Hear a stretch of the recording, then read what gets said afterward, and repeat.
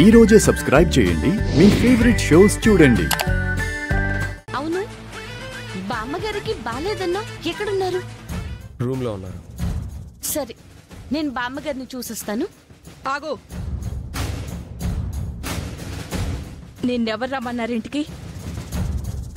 ఏ గాడిద రమ్మన్నారు నిన్ను? పో ఇక్కడి నుంచి.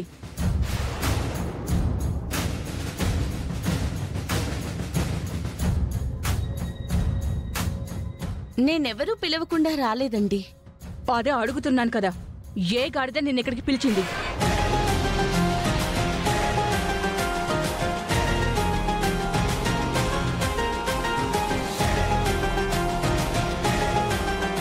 నా కొడుకుని చూస్తావేంటి?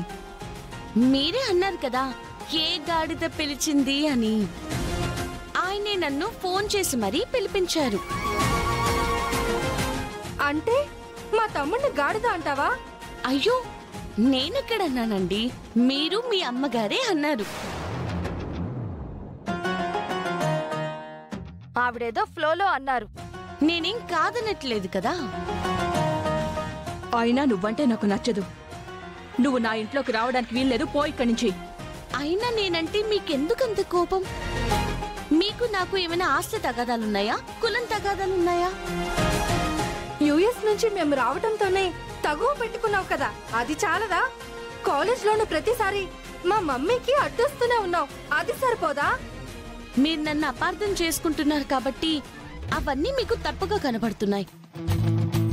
ఒక్కసారి నిదానంగా ఆలోచిస్తే నేను మంచి కోసం చేశానో దేనికోసం చేశానో మీకు అర్థం అవుతుంది. నిన్ను అర్థం చేసుకోవాల్సిన అవసరం మాకు లేదు. అయినా దీనెందుకు పిలిచావరా? అది బామ్మకి హెడ్ఏక్ వస్తుందని చెప్పి పల్లవిని పిలవమంటే పిలిచాను మమ్మీ. హెడ్ఏక్ వస్తే ఈ పల్లవి ఏమైనా మందా? అవునే, పల్లవియే నాకు మందు. తను రావడమే మందు. తన చల్లని చూపు మందు. తన చక్కటి నవ్వు మందు. బామ్మగారు, హెడేక్ అన్నారు, ఇప్పుడెలా ఉంది? నువ్వొచ్చావుగా, ఆల్మోస్ట్ తగ్గిపోయినట్టే. నువ్వురా రా.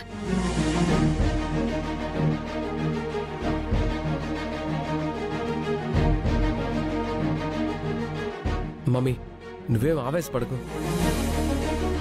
బామ్మ పిలవమంది కాబట్టి పిలిచాను. ఎటు వచ్చింది కదా, నన్ను గాడిద అన్నందుకు నీకు కౌంటర్ ఇచ్చినందుకు ఖచ్చితంగా దాన్ని దెబ్బ కొట్టి నిన్ను ఆనందపడేలాగా చేస్తా. ఏం చేస్తావ్? చెప్తా.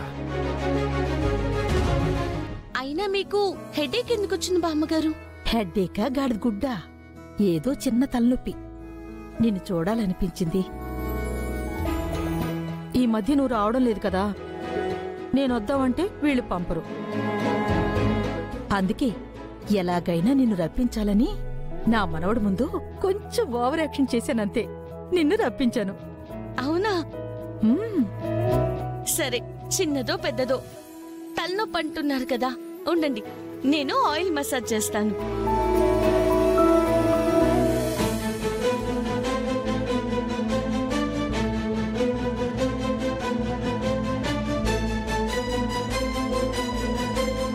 అసలు ఆ పల్లవిని పిలిచి తప్పు చేసావురా.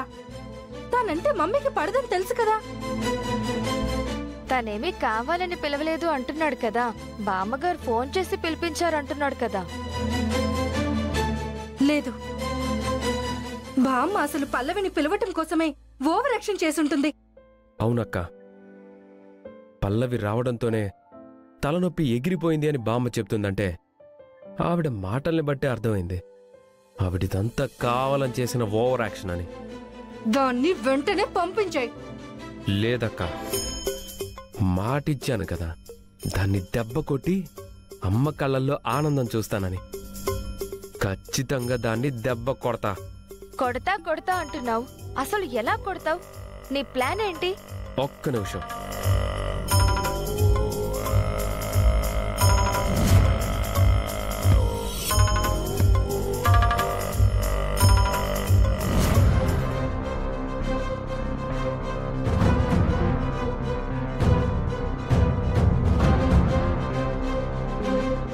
ఏంట్రా ఇది? Smoke bomb. ఇదెక్కడి నుంచి వచ్చింది? వివరాలు అడక్కు. చెప్పేది మాత్రమే విను. ఈ స్మోక్ బాంబ్ని నా బెడ్రూమ్లో పెడతా. అక్కడికి పల్లవి వచ్చేలా చేసి బయట తలుపులకి గొళ్ళెం పెట్టేస్తా. దాంతో గదంతా పొగ కమ్ముకుంటుంది. ఆ లోపలున్న పల్లవికి ఊపిరాడక గిల్ల గిల్ల గిల్ల గిల్ల కొట్టుకుంటుంది. ఆ పొగంతా మొహానికి పట్టేసి కొరివి దయ్యంలా తయారవుతుంది.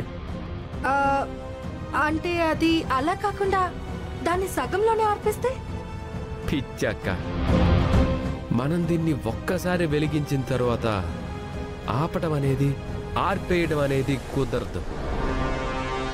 మనం బయట గడిపెడతాం కాబట్టి తను బయటికి రాలేదు. దాంతో తర్వాత లబోదిబో, లబోదిబో, లబోదిబో.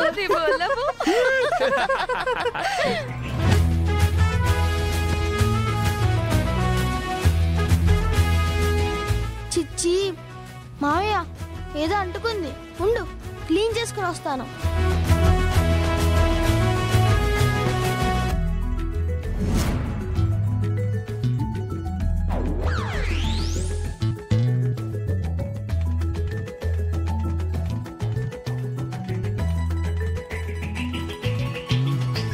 మీరు రిలాక్స్ అవ్వండి.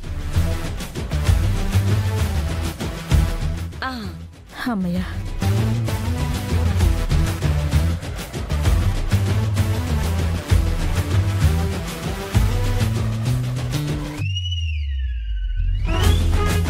ఇప్పుడు ఆయిల్ మసాజ్.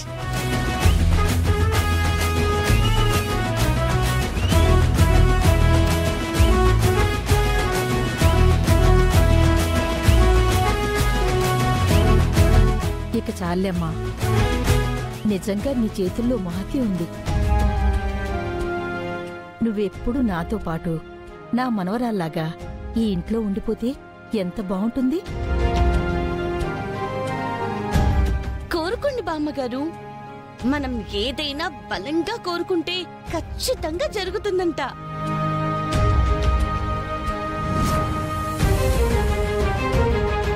నీ ప్లాన్ మాత్రం సూపర్ రా. త్వరగా కానీ. అలాగే మమ్మీ.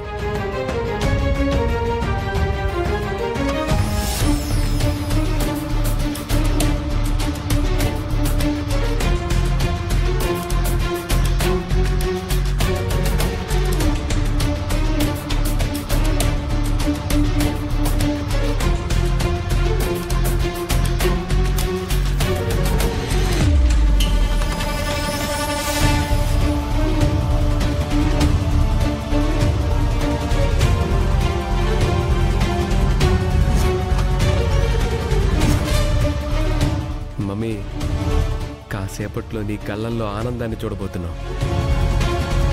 ఇప్పుడు ఆ పల్లవిని ఎలాగైనా ఇక్కడికి పిలుస్తానో, వచ్చి రాగానే దాన్ని లోపలికి తోసేద్దాం.